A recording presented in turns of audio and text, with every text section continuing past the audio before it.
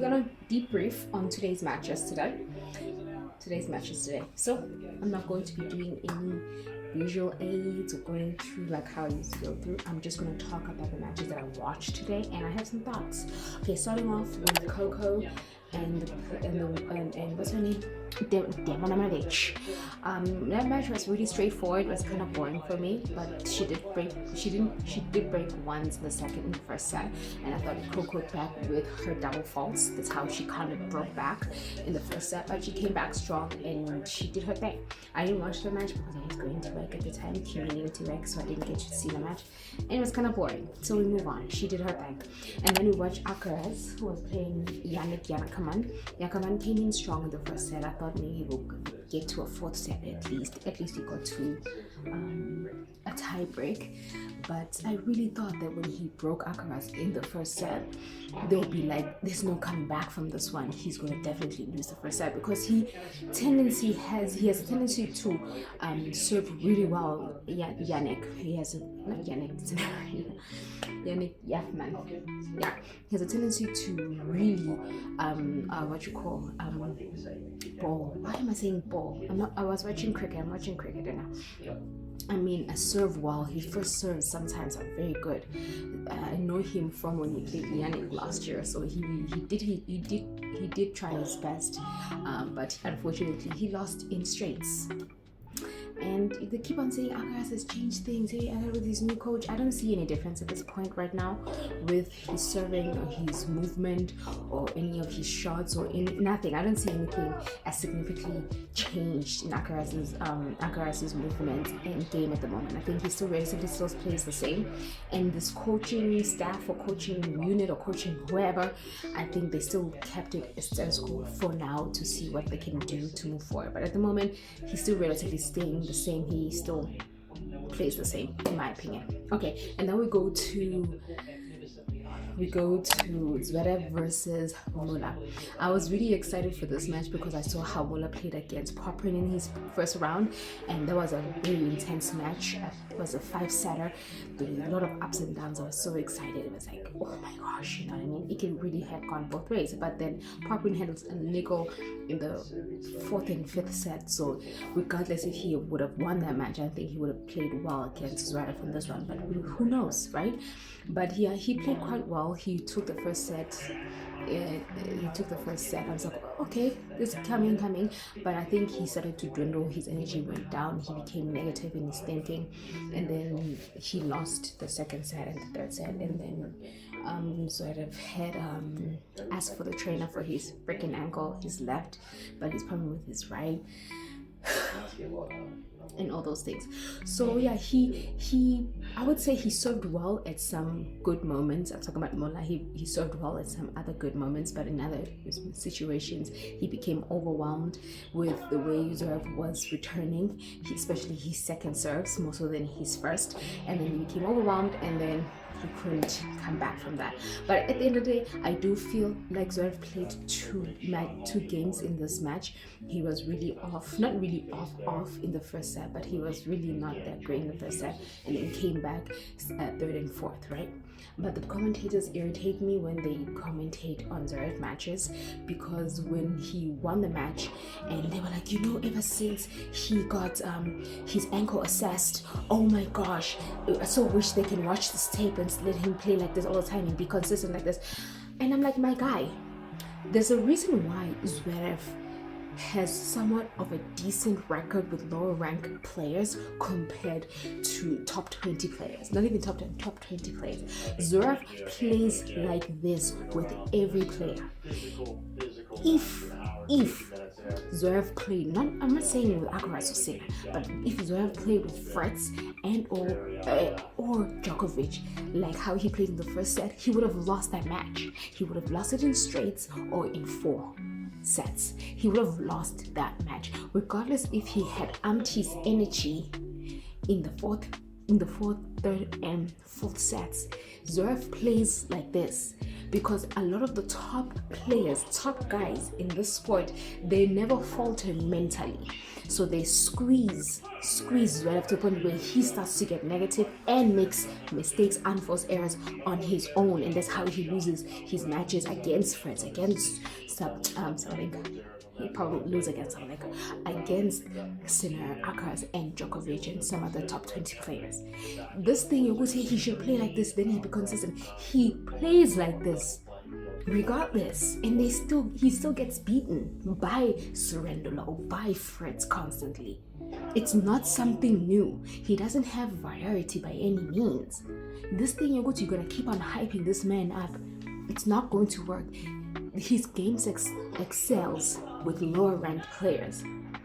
That's why when he succeeds with lower ranked players, they automatically assume, if he could play just like this, my guy, he plays the same way with these players and he gets beat 9 out of 10 or 8 out of 10. It was a struggle for him to even beat Medvedev last year. It was a struggle. Look how he played against Yannick in the finals after he played Medvedev.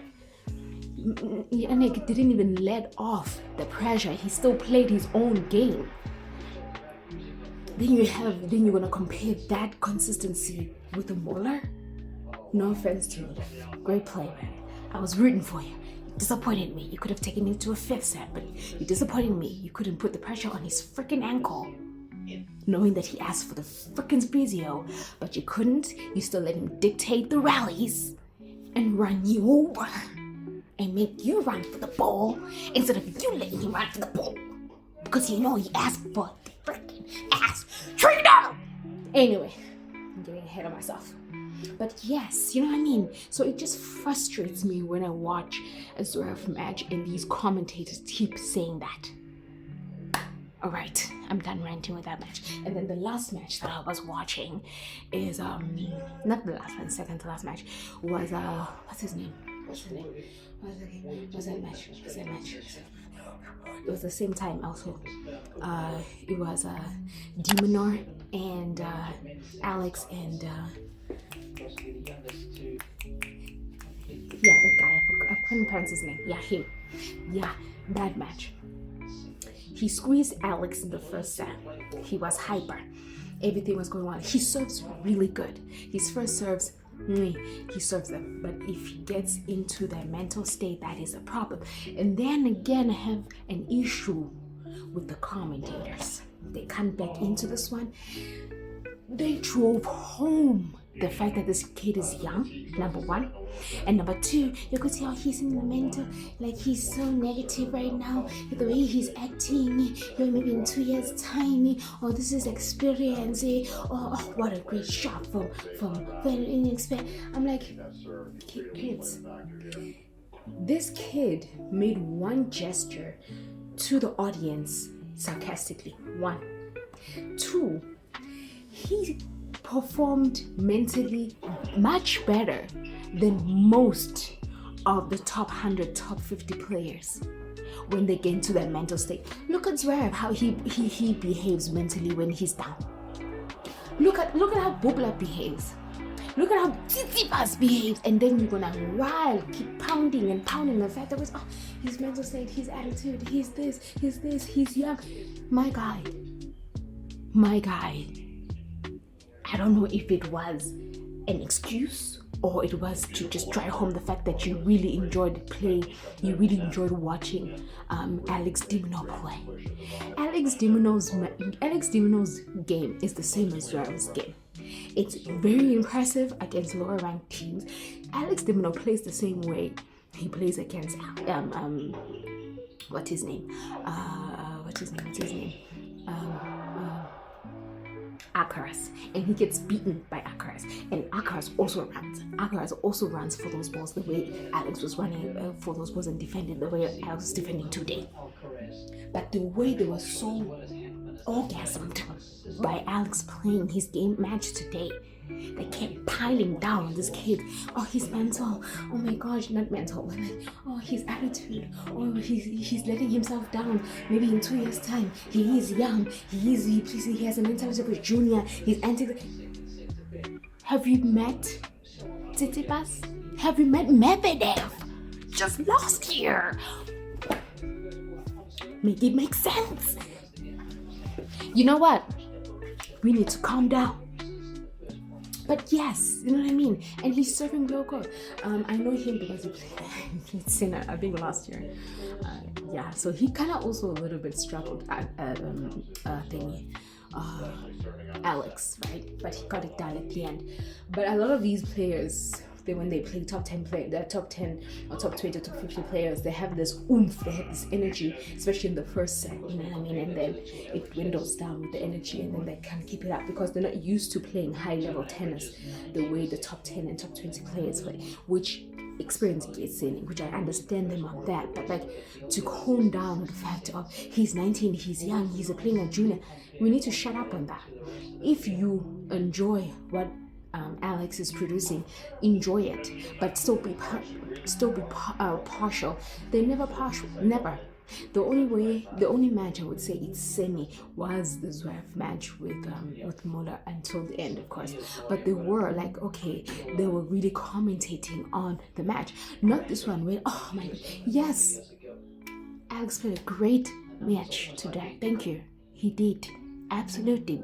Not faulting the poor man.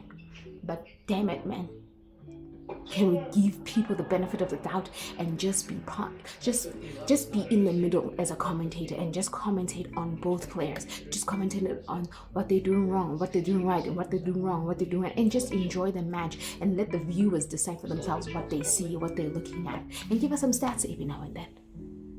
But don't be like, oh my gosh, like when Alex runs for the ball and already he wins, fantastic. But when this kid does it, okay, hello, am I watching an eager match?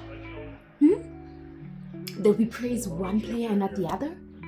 That we do criticize this player and not the other one? And what is up with Alex in shoes? Banana shoes. Like what is up, man? What is up with them shoes? Anyway, I'll be ranting about, like, really.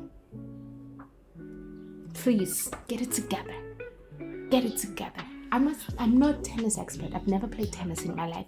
I will never know the stats. I will never know how to serve your elbow, your wrist, and your shoulder, how it should align. I never know how you start. I will never know. Maybe I will one day if I ever start playing some tennis and see exactly how it is. But as a viewer who's just genuinely just enjoys playing, watching tennis and watching my favorite player and my favorite players play and some other players that I enjoy watching, I don't want to hear a commentator be so biased against another player and Novak Djokovic is playing tomorrow. You will hear the commentators going on and on. And he's playing a qualifier West. Anyway, yeah, that's the last one. And then I was so tired from watching tennis from the morning I woke up to my time, I think 2 o'clock, until that I didn't watch Paulini. I didn't think that she was playing. I thought the matches were over, but she played, but she lasted only 1 hour 47 minutes. So I can't comment on that because I didn't watch her match. And then Diafo was just so boring. I didn't watch that one. Plus, Diafo's not my player anyway. I don't care.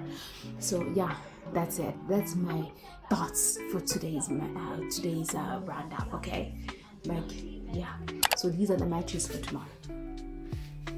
Why am I moving out of it? Yeah, these are the matches for tomorrow. As you can see, Yannick's playing the night match. He's the first of 2 in the night, and I'll be watching that one. And then Djokovic and Osaka. Osaka thinks less fashion, more play. Will she win tomorrow? I'm not really sure. Like, I think that match is going to be tough for her, but hopefully she comes out, okay? And Sabalink, we don't need no damn red carpet for you. You're not getting it. You had it against me, Curious English. Bye, girl, bye. Thanks so much for watching, and I will see you tomorrow for my another rant. And there will definitely be one. Bye.